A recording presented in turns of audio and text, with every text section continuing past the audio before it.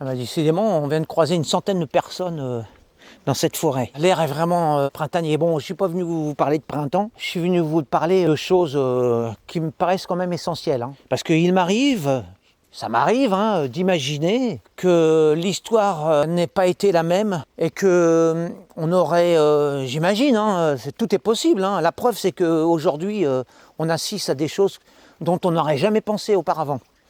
Donc je disais que j'imagine qu'aujourd'hui, certains peuples africains reprocheraient à la France de ne pas les avoir colonisés. Nous serions taxés d'égoïstes, de peuples pas du tout progressistes, pour la raison que nos ancêtres, les Français, nous n'aurions pas civilisé certains pays d'Afrique, nous n'aurions pas tendu la main à travers la colonisation à tous ces pays-là. J'imagine que l'histoire aurait bifurqué dans une autre direction, de telle manière qu'aujourd'hui, il y aurait eu des peuples africains privilégiés, les aléas de l'histoire ayant tourné autrement. On aurait estimé que certains pays africains auraient été privilégiés de par le fait que ces pays africains auraient été colonisés et pas d'autres. Et donc les reproches viendraient non pas de nos anciennes colonies, mais justement des pays que la France aurait évités. J'aime parfois à imaginer ce genre de cas-là de l'histoire de France, parce qu'aujourd'hui, ce qui est reproché à la France et abusivement aux Français d'aujourd'hui, qui eux, comme moi, les Français contemporains, ne sont absolument pas responsables du passé, de l'histoire de la France. On n'y est pour rien, nous ne sommes que les fruits de ce passé, qu'il soit glorieux ou pas glorieux, peu importe, la question n'est pas là.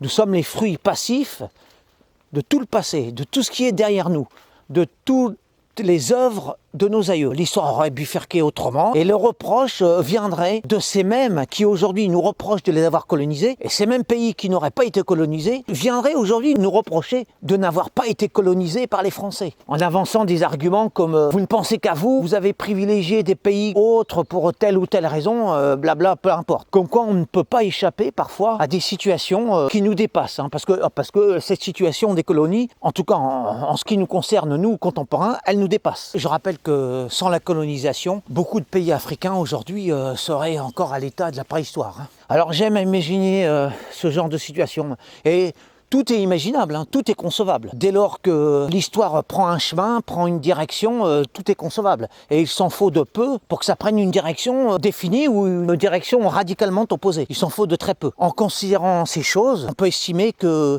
tous les reproches qui nous sont faits, abusivement d'ailleurs, ne sont pas justifiés. Pour la raison que tout est interprétable rétrospectivement. On peut refaire le monde dans la théorie. Tout est envisageable. Donc tous ces arguments-là qui sont avancés pour dénoncer tel ou tel fait, ne sont pas recevables de la part de la France.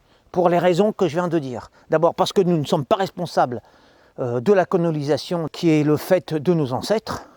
Nous n'y sommes absolument pas responsables. Et puis aussi parce que tout ça c'est arbitraire. Si on veut faire des reproches à un pays, à une histoire, à un passé, il n'y a pas de problème, on peut toujours trouver des prétextes, des excuses.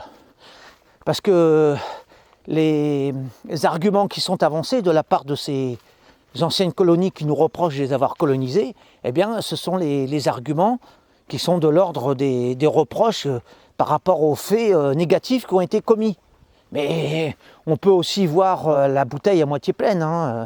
Donc tout ça, si on veut vraiment être honnête, ça n'est pas recevable, c'est contestable, c'est discutable et on peut discuter. On peut s'opposer à ces arguments-là, et en toute légitimité, moralement je parle. Ce n'est pas une raison pour se vautrer dans la repentance. On a aussi le droit, nous, Français, d'avancer des arguments comme quoi la colonisation a aussi été un bien, même s'il y a eu des abus, c'est vrai, il faut le reconnaître. Mais on n'est pas là pour se vautrer dans la repentance fatale.